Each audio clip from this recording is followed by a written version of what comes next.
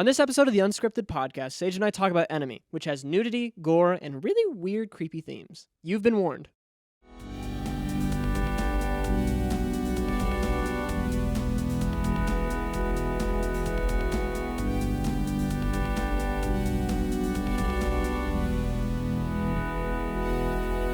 Hello and welcome to the Unscripted podcast. I'm Ryan Rank, the senior film columnist here at the Daily Texan, and I'm joined by... I'm Sage, the Lart's associate editor. Yes, the two hosts. We are in a weird spot today because we got kicked out of our room. We did get kicked out, but that's sadly. okay, because we're going to have a set eventually. Yeah. Now we got to do it quicker. Yeah. But today is a very special episode indeed. You know what today is, Sage? It's my birthday. If it came out today. Happy Virgo season, by the way. I hope y'all are feeling organized. I hope y'all are getting your lives together. I hope you're feeling very energized and productive. I know I am. Yeah, Sage's birthday is on the 26th. So hopefully that's when this episode comes out. If not, then we're just a few days late. If y'all want to Venmo me, anything. Yeah, y'all didn't Venmo me. Yeah. What's this about? That sucks. What are we talking about today? So for my birthday episode, I decided, because for Ryan's we did Suspiria. For mine, I decided we were going to do Denis Villeneuve's Enemy, starring Jake Gyllenhaal. Yes. Which is my favorite horror movie. It's an A24 horror movie. I think it's super underrated. Yeah, it came out in 2014, so it's like early A24. Yes. Like early before their big popularity boom. When I watched it for the first time, like that movie knocked me off my socks. I showed everyone in my life that movie. I would not shut up about it, as I do with every movie that I watch. But that one in particular has like always stuck with me as my favorite horror movie. Yeah. What did you think? This was Ryan's first time watching it. Yeah, so I watched it like 2 hours before we filmed this. Because it's a short movie. It's like 90 minutes. You can watch that in like an afternoon while you're just chilling between classes or something. But no, I thought it was very interesting. It's not a scary movie. No. It's an unnerving movie. Yes. And if you don't like spiders like me, like that's the one thing that scares me, there are a lot of spiders in here. Yeah, a lot of spiders. Yes. We'll get into what that means. Because I still don't know what it means. Yeah. It's a very psychological movie that relies more upon the character growth than it does the scares per se. Yes. Especially because, I mean, what's the plot of the movie? If you just Okay, wanna, yeah. like, We'll give a brief overview. So Jake Gyllenhaal actually plays two characters in this movie. He plays Adam Bell, who is a college professor, a history professor, and then he also plays Anthony St. Clair, who is an actor. And Adam Bell, at the beginning of the movie, he's kind of this like downtrodden, kind of very like monotone professor, and he's giving a speech about, I believe, communism or it's like about dictatorship. Dictatorship. Yeah, because it's like they crush the media, they give you entertainment, and it's like entertainment keeps you distracted, and it's intercut with him having like a sex scene. Yes. And so he is giving the speech about dictatorship, and one of his coworkers recommends him this movie. He goes home and watches the movie. He sees himself. What was it called? The movie's called like, because I thought the movie title of that related to the entire story. Have to look that up. It was like something when the moment's right or something. I don't know. Something. It was like if you look at the title of the movie, it does have to do with the story. It does, yeah. And so he goes home, watches the movie, and he sees himself in it, and he's like, and Jake Gyllenhaal is like in the movie, like it's him. Two of them. And so then he kind of spirals into this, like finding out like who is this, and then that's where we meet Anthony St. Clair. Yeah, which is the actor that looks like Jake Gyllenhaal in this movie. Yes. And then we kind of find out some more about Anthony St. Clair. He has like a very opposite exterior demeanor than Adam Bell. So Anthony St. Clair, whereas Adam Bell is kind of very like hunched over, shy, very like quiet, like nerdy, sad, melancholy. Anthony St. Clair is this very like eccentric actor. He's very confident, extroverted, outgoing, arrogant. Like, you know, he has a much more lavish lifestyle. He just dresses like very like cool, like maybe like D-list actor. He's like the cool guy in high school that never stops thinking they're cool. Yeah, and like exactly. they peaked in high school. Yeah. So he's so we see that like they're opposites. And then Adam Bell, I feel like he's the version of Jake Gyllenhaal that we spend the most time with in the movie. Yeah. in my opinion. And he kind of is just like trying to get to the bottom of like, who is this?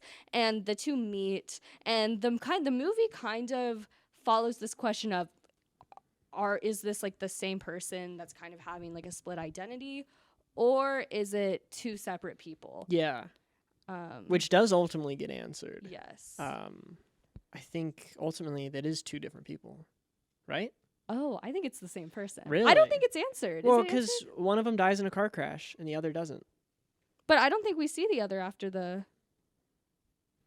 No, because the actor one dies in a car crash with the non-actor's girlfriend. Yes. And then the scene after that is when the teacher is having sex with the actor's wife, and then like he goes to that one room and opens it and it's a tarantula. So like one of them did distinctly die. I feel like. I truly think that there's only one person. Yeah, why is that? So first of all, we never see the two interacting together except for when they're in the motel room together. That's the only time we see them interact. Did he go confront him about his wife in the hotel room again? Because there's also that scene where he's like, we're going to switch lives now because you slept with my wife. And he's like, no, I didn't. Yeah, but even in that scene, like, it's only them. Like, no one out there, never together in public. They're never together with anyone else. That's valid, yeah. And any scene where, it's very intentional, I think, any scene where one of them, like, walks off screen, the other comes on. Like, there's a scene where they're on the college campus and they're talking on the phone, but they're both on campus. And the second that one of them leaves, the other comes out. And they're, like, they never talk to one another in the presence of another person. And that's why I've always thought that there is only one person. Yeah. And who is like kind of like has like a double life. Yeah. Oh, that's interesting. Because like they have the same scar too. Like they are the exact same person to a T. And just different personalities. I think another reason that I think it's only one person is because I think that kind of was a biblical illusion. There are a lot of biblical illusions, I think, specifically with like the names, but it's Adam Bell, like Adam is his name, and then the scar that they share is on the rib. Yeah. And then also their like respective girlfriends' names are Mary and Helen. I didn't even which think are about both that. very biblical names. And they share the same dreams of like end of the world stuff. Yes. That's why I've always thought that like that's kind of trying to connote that like Adam conceived Anthony from like his mind is kind of like a biblical illusion. Oh, interesting. Yeah. Oh, and if even then like the taking of like the Adam and Eve story, like taking a rib from Adam kind of vibes, like they both have a scar there because maybe like in his head he made this other guy. Yes. Kind of like he lost his rib to make this guy kind of vibes. Yes. Ooh, that's interesting. And then also let's talk about the girlfriends real quick. So Adam Bell, it's interesting. So Adam Bell is dating, I believe, Mary. Adam Bell's the actor? Yes. Yeah. Yeah. No. No. Helen is Adam Bell's wife. Yes. Yeah.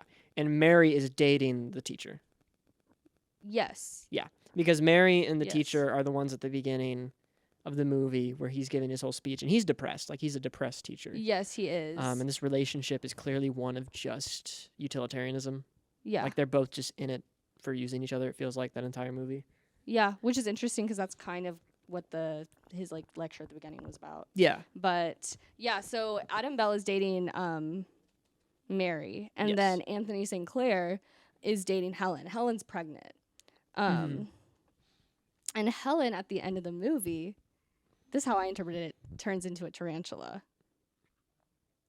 See, that's so weird. I don't like the idea if she just turns into... I mean, I get it. Like, it makes sense. Yeah. It really does. But it would just bug me if that's actually what happens there. Okay, because let's talk about, like, the symbolism of spiders in this. Yeah, I don't understand it. So you go into that. Because you were telling me about it. Well, I've, like, watched a bunch of videos. I've, like, done a lot of, like, research on it. Yeah. And what I've understood is that... and again, like this movie, whenever Denis Villeneuve made it, like he wanted to keep like the meaning of it very under wraps. But so this is not necessarily answered, but the way a lot of people interpreted it and like the way that I see it is that the spiders represent commitment and like a fear of commitment. And so the opening shot is who we find out to be Anthony St. Clair at this underground sex dungeon, and he's crushing a tarantula, and it's like a stripper basically crushes the tarantula with this like golden heel, crushes the tarantula, and it's this weird, like people are getting off to it, like it's this weird like sexual underground weird thing. Spider thing. That they is have a thing for 8 legs. That is so... Oh, that opening shot freaked me out. Like, oh, ew, that was so gross. Like, the second that they brought out the spider, I was like, what are they going to do with that? It was on a platter. Like, so Sage told me there were spiders in this movie. Yeah. So I was prepared going in. But, like, the first 5 minutes of this movie, they deliver this platter to, like, all the rich people down in this place. And they, like, slowly take it off. And there's just this crawling tarantula in there. And I was like, I'm in the middle of a coffee shop watching this. And I'm, like, freaking out because I don't like spiders. But, no, it is, like, an eerie reveal. Because you see its little, what do you call it? The little fangs they have? Yeah. I forget what the actual thing is. Yeah. Mandibles? No, that's ants. But anyway, like, it's crawling around. It's like, trying to bite things. Yeah. But there's, like, nothing there. It's just, like, moving its teeth. And Anthony St. Clair, I think, in the shot we see, which at this point we don't really know which version of, like, Jake Gyllenhaal this is, but Yeah. I mean, I think it's Anthony St. Clair, I think. I think it is too, because it is mentioned later when he goes up to the teacher. Some random guy goes up to the teacher once they switch lives, and he goes, hey, could you get me in below?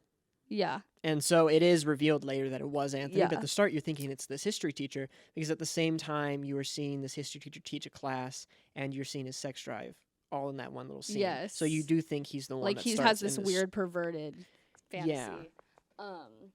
Yeah, and like when we meet Anthony, he's like watching this, but he's kind of covering his eyes, but he's still watching it. Yeah. Like he's kind of like unnerved by it. He's kind of grossed out by it, but he's still watching it. And then we kind of see this a little more as we go on. We see a lot more spider symbolism. There are a lot of shots with like these huge tarantulas that are like towering over the city. It always makes sense now that you're talking about the commitment thing. Yeah. Because all the times the spiders show up, it's in a scene where someone's failing to commit or is terrified of committing. Exactly. That's I think especially like when you go to like the end where they're talking about like switching wives and stuff. Mm-hmm. But yeah, like there's spiders, like the tarantulas are like towering above the city. There's a lot That's of in like a shared dream. So Yes. they share a dream together, and Yes. the first part of the dream is this woman with a spider head. Yes. Yeah, and walking down a hallway. And that was supposed to be in Anthony's mind, I'm presuming, of like, he goes to this place, this sex dungeon Yeah. down in his building. Yeah. And that was his kind of thing. But then for the other guy, whenever you're following the teacher's storyline, that's when you see the overhead shots of the city. Yeah. So that's why that dream I associated with him, because it's the spider towering over the city.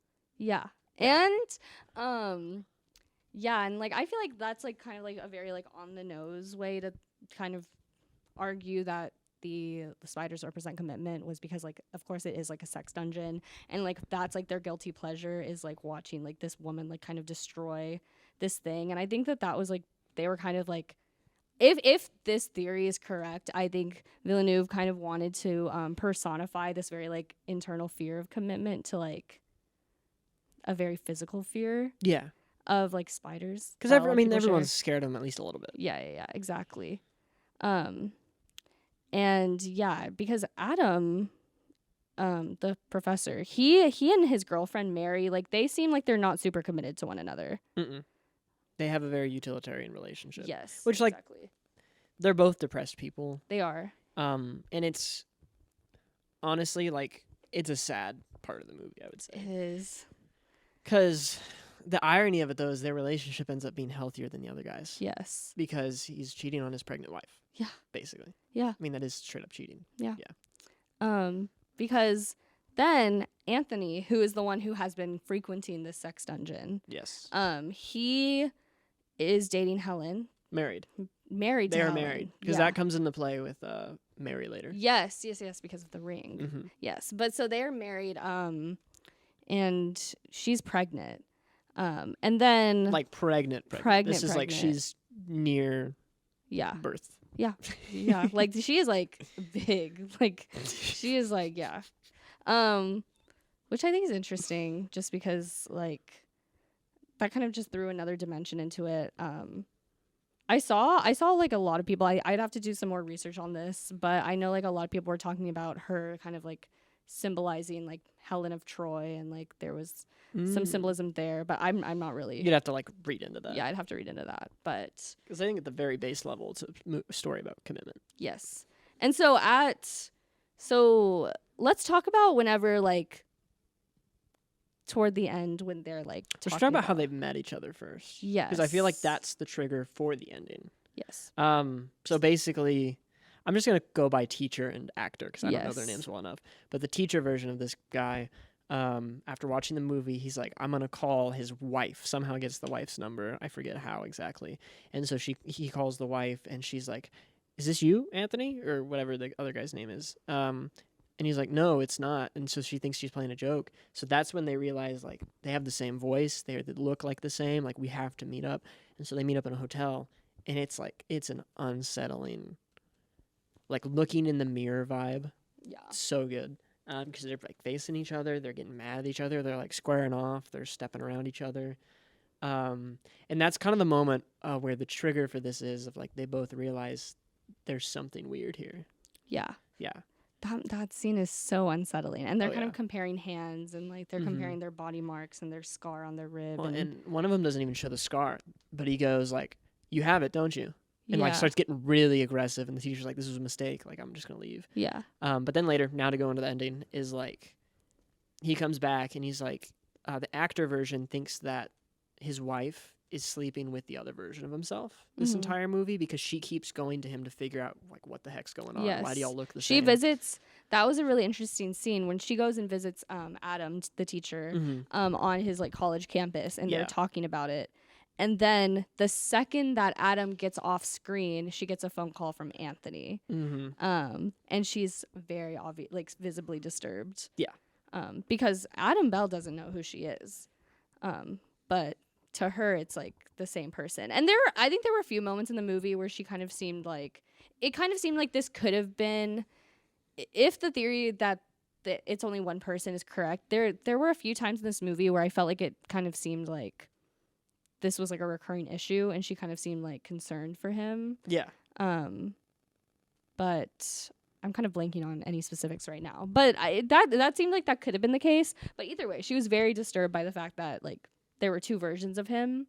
Oh yeah. So basically, after that whole meetup, the actor starts thinking, "Oh, my wife's sleeping with the other version of me," and so he comes back to meet with this other version of himself, and he starts threatening him and be like, "You slept with my wife." He's like, "No, I didn't." And he's like, "No, but you did. Also, your girlfriend, I really like her." And so he says, "We're gonna switch clothes. We're gonna switch lives, and you're gonna go be with my wife, and I'm gonna get revenge for you sleeping with my wife by sleeping with your girlfriend."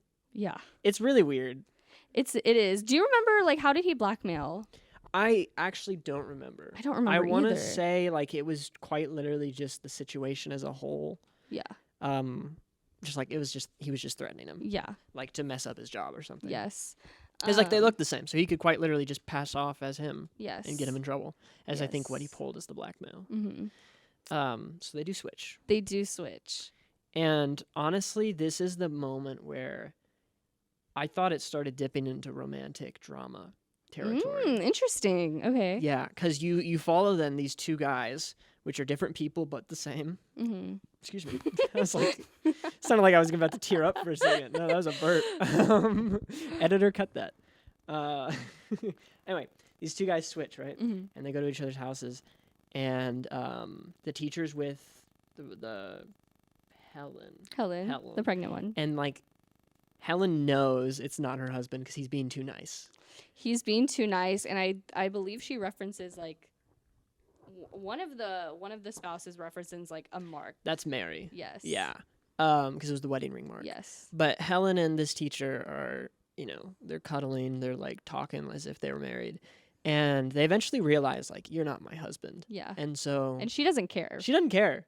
That was sweet. Yeah. Like, she doesn't really care, and it was interesting because it's like when they switch lives, like that's kind of who they were meant to be with. Exactly. That's what I liked about it. Yeah. Because it was like suddenly they have this really cute relationship. Like he doesn't really say it, but you can tell he's like excited for her because she's pregnant. Yeah. You can tell he cares about her, even though they just met. And it almost feels kind of platonic in a way. And like they're kind of just allies, but at the same time, like platonic until they, do things. Until they do things. Yeah. Yeah. There's a lot of nudity in this movie. There is a lot. I'll probably have to put a warning at the beginning. Yeah. But so while they're doing things, the actor is doing things with the teacher's girlfriend. Yes. Right. And she notices that he's got like a wedding ring mark on his Mhm. finger. And it's like, who are you? Blah, blah, blah, blah, blah. And it's like, I'm me. I don't know what the whole conversation's like. Yeah, like they're like arguing back and forth. Like, it's me. Yeah. And she's like, no, it's not. And then they get in a car, and they did do a few things beforehand because it was intercut with the other guy. Yeah. Which was like, I don't know. I thought that was cool. I thought the end of this movie got cool because it's like you're saying these people were finally with who they were meant to be with based upon how they acted. Yes, exactly. Which is why I hate the ending, and I'll get into that in a minute. But then anyway, they go on a car ride, they're arguing. And yeah, they're arguing behind the wheel, and then they get into a car accident, and there's this really cool shot where the glass of one of the car windows shatters, and it looks like a spider web. I didn't even notice that. Oh, that's really sick. Cool. There's a lot of like web imagery in this, like the spider web on the window. There's a lot of like shots with cable car wires that are like kind of like they look like webs. I didn't notice that. Yes. That's There's a sick. lot. That this is a movie that every time I go back and watch, I find another detail that I really love. Yeah. But yeah, so they get into the car crash, and it kind of like pans out, and like it's a brutal car crash. It's a brutal car crash, yes, and they kind of like it draws in on this like web shaped crack in the window, and then it kind of zooms out on like the rest of the scene, and it's kind of assumed that they're dead, which this is where I feel like your one person theory could work because they don't show these two people dead. No. Because I mean obviously that's not what Villeneuve's about. He's very much an artsy storyteller. Yes. But they zoom in on this car and you don't see anyone inside, so very much like it could just be one person easily there. I think I agree. Yeah. And I also think like it's possible that just the girlfriend died. Yeah. And he didn't. Even if there are two people. And I can't really wrap my head around why there would be a spider web right there. I think that's just the art part of it. I do think that was just for aesthetic purposes. But yeah, so they are kind of after the car crash. That's kind of the end of those two characters. Yeah, that's the end of their storyline. Yes. And it cuts back to the cute couple. The new cute couple. And now they're together. Basically. Yeah. I mean, like it's directly after they did some things, so they were cleaning up. Yes. It's not like months after. Yes. Because it's all on the same day. And also, I don't know, do we ever see Adam Bell go to the sex dungeon? I don't believe we do. He doesn't ever go. But, that's the thing. but That's where it goes to his commitment. He never goes. He gets asked to be taken there, though. Yes, and I think at the end of the movie, because he's delivered like a key. Yeah. And the key is to this dungeon. And it's his key, or it's the actor's key. Yes. But then he decides, I'm gonna give it away. Yes. He's a good man. But I think at the end of the movie, he was like, he kind of looks at the key and he was like, "Hey, sweetie, I'll be back." Oh, he does? I'm pretty sure. Oh, and that's when she turns into the spider? That's when she turns into the spider. I didn't catch that. Yes. Oh, that makes me sad because they were so cute together. They were cute, but I'm pretty sure at the end of the movie, he is glancing at the envelope, I think it was. And he's like, "Hey, honey, like, I'll be back." And then she doesn't really respond to him. And then he's like, honey. And then he goes back to the room, and it is just this horrifying final shot of this like huge, like probably like a good 7, 8, 9. It's like 8 feet tall. 8 feet tall, like tarantula. But it's like crammed in the room. It's not like, oh, it's walking around. Ooh, like, it's like, and no, that's it's why I room. think that's like Helen, because that's exactly where she was standing. And then like before he left the room, and then once he leaves, comes back, it's the spider. See, but why? I mean, I think that just goes back to like this idea of like commitment and like like this like pregnant woman, like he sees her as like the spider. I know a lot of other people have also like kind of like proposed the idea that this is like a body snatcher situation. Okay, but I don't see it. Oh no, you can't commit. She's a spider now. Like what? No. Like, I think it's cool though. I'm like yeah. And then also like the way the spider kind of like turned around and looked, I thought was very human like. Yeah, it had this very like human like expression about it, which is kind of weird to say about like a spider that has like a million eyes, but it did like it. It did. It looked like a little crying puppy dog. Yeah, because it had this very like intentional like the eyes all like turned to look, and like I thought that was pretty. You know what I thought was gonna happen? What? And this is I'm not gonna go into like detail on this, but because she was pregnant, I thought she was gonna be a pregnant tarantula, and then just start like, that would have been horrifying. I was like, Sage, don't tell. That's why I called you right then, because I was like, Yeah. I oh paused my God. the movie and called So we you. were okay. So yeah. So I was this was at like the end of our journalism class, and like we were talking to some friends, and literally Ryan calls me and he's like, "Sage, why would you make me watch this? Like this?" And I knew exactly like where you were because I knew also like knowing Ryan was afraid of spiders. I was like if I didn't know that like you were such a horror fan, I would not have asked you to watch this. But Well, I paused the movie on the spider scene. I'm like, oh wait, why did I pause it? I could see it. And so I leave the room to call Sage because I legit thought it was about to start giving birth to a bunch of tarantulas, and I was gonna be so done. I would have thrown out my computer. That would have been a really scary.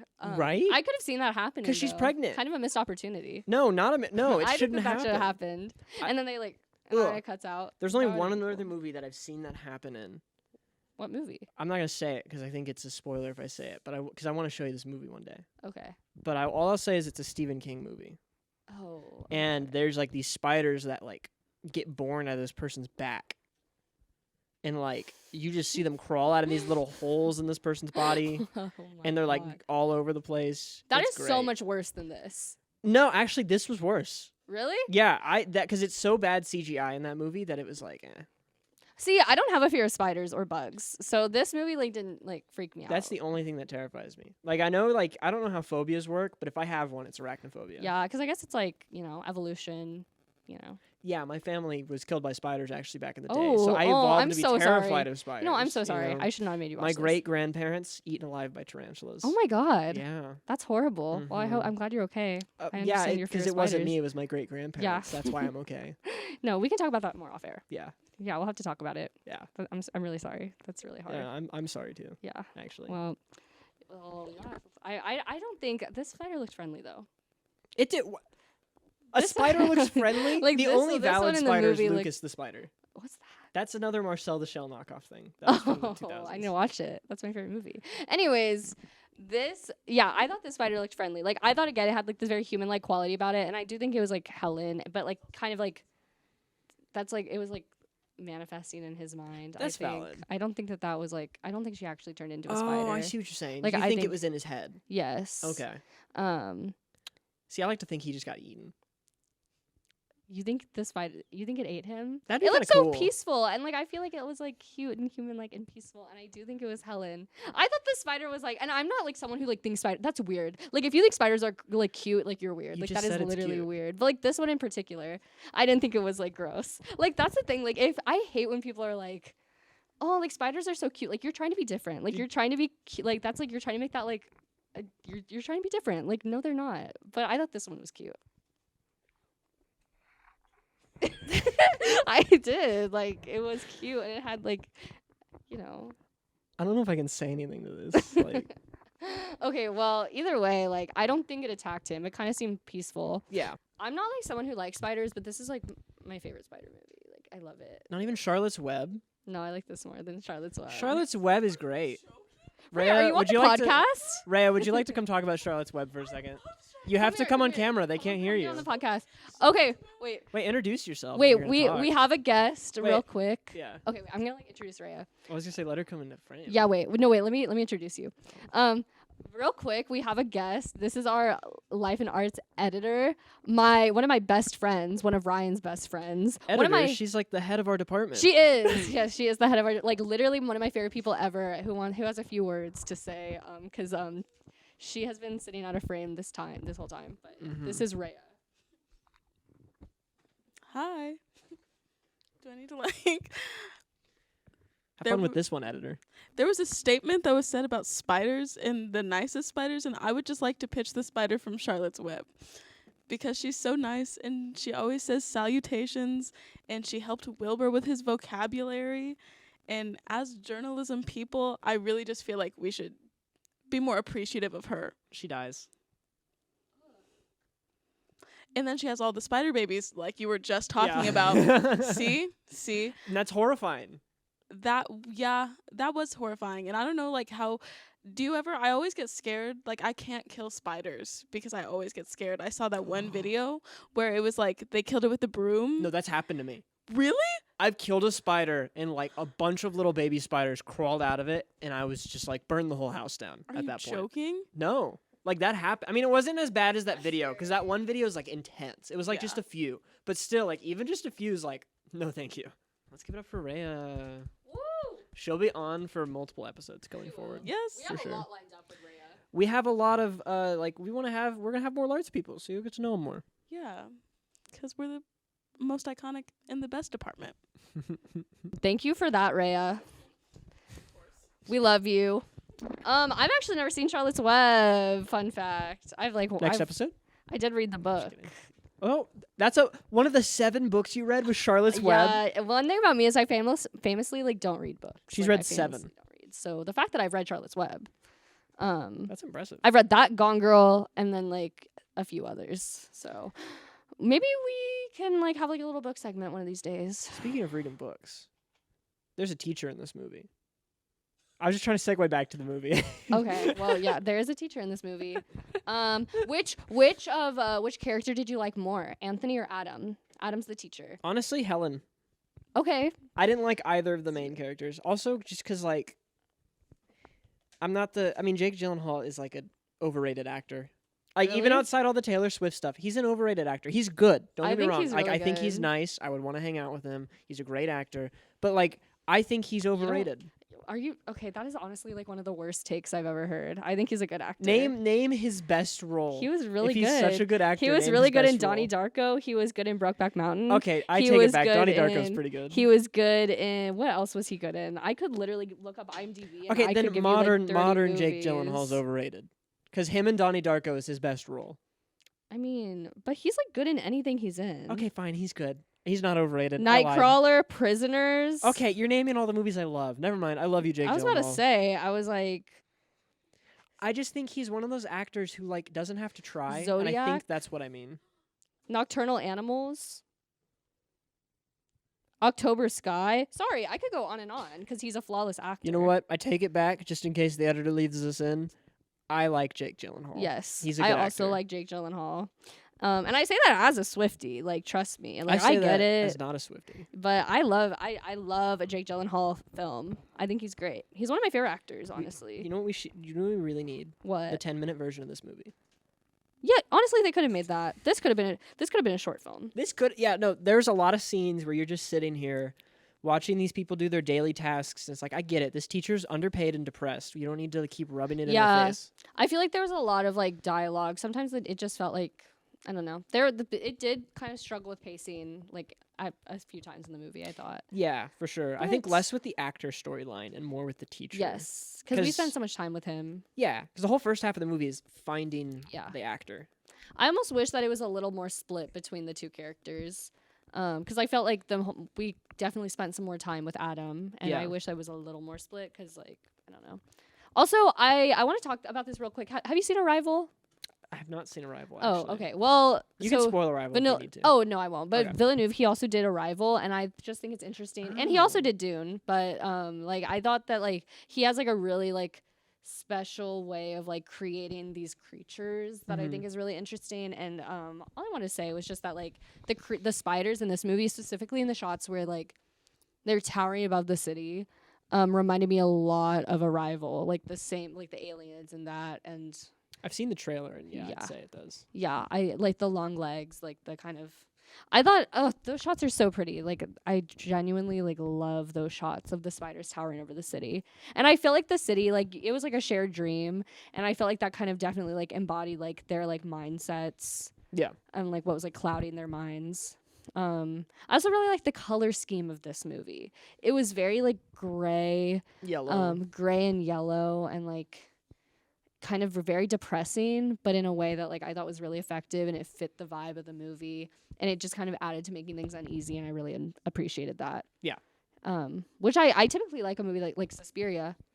Shout out to your shirt. I know, I wore it for the birthday episode again. Yeah, shout out to episode 3, I believe, of our podcast. I don't know. I think, but One of the episodes. But I usually really like a colorful movie, but this one I thought did a really good job with like keeping like a very like grayscale color scheme. Muted tones, Yeah. I really appreciate that. But yeah, so overall, like, what did you think? Honestly, 4 out of 5 movie. I thought it was really good. I think it's one you want to rewatch over and over again. Yes. I think it's a movie you don't just turn on to turn it on. You have to be in a very specific situation for it. I agree. I really want to watch it again tonight. I should have watched it. I've seen that movie probably like 5 times. I love it. You love it. I love it. I literally watched that movie with everyone in my life because I just love seeing people's reactions when like the final shot of the spider pops up, because everyone's like just jaw drops every single time because it's such a horrifying scene. Yeah. Yeah. I need to find someone. I need to find like one person who hasn't seen it. I would ask Rhea, but Rhea doesn't watch horror movies. And specifically not this one about spiders. Everyone say boo in the chat for that. Boo. Boo. But yeah, I feel She's like gonna make us watch Dirty Dancing. We're watching. Yes, we're gonna have a little movie night. I feel like that like wraps up our conversation about the movie. But yeah, so do you want to hop into our next segment? Sage's favorite segment. What we've been watching. Yeah. Y'all are gonna have to cut me off. Y'all are gonna have to cut me off from talking about this because I am so upset. This is my new obsession, which is kind of funny because like I haven't even finished Game of Thrones, but you've watched 2 seasons. Don't say you haven't finished it. There's a difference between not watching a show and then like being almost done. But House of the Dragon, oh my god. That is my new favorite thing. House of the Dragon, it combines. Sorry. I'm so excited about this show, y'all. Genuinely. Oh, okay. I need to give a shout out to 2 things. One, House of the Dragon. Genuinely, this show is like my new obsession. It combines fantasy. It's like Succession, which y'all know is my favorite show if you're a loyal listener. And if you know me whatsoever, you know that's my favorite show. It combines Succession with like fantasy. It's literally just Game of Thrones and Succession in one show, and I'm going to eat it up every time. The show literally starts with like the king having to decide who's going to succeed him on the Iron Throne. Like that's literally like what kickstarts it. And I think they just did such a good job, like kind of like, you know, especially after like people were so mad about like Daenerys's like storyline and like how like a lot of people thought the show like butchered her character. Which you haven't seen. Which I haven't seen, but like it was kind of inescapable at the time, so like I know about it. No, I'm just teasing. I know. Which spoiler alert, but no, spoiler alert if you want to watch Game of Thrones, but like a lot of people were mad about how she kind of like, you know, spiraled into like becoming a villain, and then like Jon Snow killed her and like all of that. I will say, warning for Game of Thrones, since this is like a separate thing from our episode, there is a lot of nudity, gore, and incest in that show. Yes, just and so a lot, you know. just a lot. Like honestly, just umbrella, it's a lot. Like, it's a lot. It's an NC-17 show that's rated mature 17. So yeah, sorry, did not mean to do that like little mouth thing. But you wrote an article about it actually. Yeah. So check that out. Oh yeah, I wrote the article. I wrote about House of the Dragon. If I haven't talked about it enough, go check out my article. It's a really good article actually. It's one of our better, I would say, like we're doing a new process of TV shows, and I think it's one of our better TV show articles for sure. Better, try best. It's one of our best. It's one of our best. No, it's a really good article. You should go check it out. Also, I just want to give a real quick plug. One of our writers, Aaron, wrote a Riverdale article, and Aaron's actually going to come on later and talk about Riverdale with us. But please check that out too, because that one I think is objectively our best. At some point in this semester, we are having, because we don't know for sure once we got to build a set, but we're going to have a Riverdale episode. Yes. And I haven't seen an episode of Riverdale, and I think we're going to keep it that way until the episode, so they can just like explain it to me. And I'm not going to know what's happening. It'll be a live reaction. It'll be great. But yeah, House of the Dragon, please go check it out. I think it is so amazing. The character development is so good. They do such a good job, like, kind of. And like I was saying, like, after people were mad about, like, how Princess Daenerys ended up, I think that this kind of, like, you know. It kickstarts it again. It kickstarts House Targaryen. The House Targaryen stands, y'all will be happy with this show. Like, I love it. I think it's so bloody. It's gory. It's what Game of Thrones does best. There's this new character, Rhaenyra, I believe is her name. I haven't seen it yet. Oh, I'm probably butchering that. It's like this Valyrian name, but I love her. She's gonna kind of be like the heroine of this season, is kind of what it's alluding to. But yeah. Also, I want to give a real quick shout out to the rehearsal. I was just talking earlier about how much I love Nathan Fielder at lunch, but I really do. It's 5 episodes on HBO Max. 5 or 6 episodes on HBO Max. Wait, they're both on HBO Max. Yeah, both. That's all I watch, honestly, at this point, like in terms of TV. But yeah, so definitely go check it out. It's like this very like meta like comedy that also kind of has like some drama to it. It's just really interesting. I've never seen anything on TV like it. I think it's really funny, but also just really, it's gonna make you think. and not in like the way that like something serious is gonna make you think. It's like you'll genuinely just be like, what am I watching? Yeah. But yeah, those are my recs. Well, did you see the clip for the Game of Thrones one? Because it released at the same time for everyone on the streaming service. And there's this clip, I believe it was shot in New York, of like this person recording this apartment wall, and everyone's watching Game of Thrones at the same exact time. And it's just so cool. House of the Dragon, like, because the thing is, Game of Thrones, it's just hard for me to watch something that's super long. But after watching House of the Dragon, I'm going to go back. Yeah, because we're going to do eventually a podcast episode on dying media formats, and just coming from someone who really likes the weekly basis kind of vibes with TV shows, that made me happy to see. So I watched recently a movie called The Beast, not The Beast, Beast. It's Idris Elba fighting a lion. That's it. It's really good. I would say it's the movie of the summer for me, just because of how stupid it is. What? No, quite literally. Like, just of all movies this summer, that was the one I feel like I had the most fun going to the theater for. I loved Nope, great movie in general. I think it's the best movie of the summer, but like the best experience of the summer is Beast. Not Bodies, Bodies, Bodies? No, like Bodies, Bodies, Bodies is a great movie. I loved it, and that was so much fun. But I feel like Beast just was so dumb. It's what I've wanted in a theater experience. Fair. Yes, it is I definitely can see that. Yeah. But that's all I got. I mean, yeah, I also went and saw Beast, and it was we had a great time. Yes, it was good. Me, Ryan and Rhea, we went and saw it, and we were laughing the whole time. The theater probably hated us. We just kept screaming, like, why would you do that? Like, we were just being annoying, but yeah, it was good. I think that pretty much wraps up today. Yeah. So, I've been Ryan. Oh, you know what? Stay tuned, because I don't know what our episode's going to be next week. We've had a whole calendar shift. School started. We got new editors and stuff. Busy, yeah. Thanks, editors. Shout out to y'all. But yeah, I've been Ryan. I've been Sage. And this has been the Unscripted Podcast.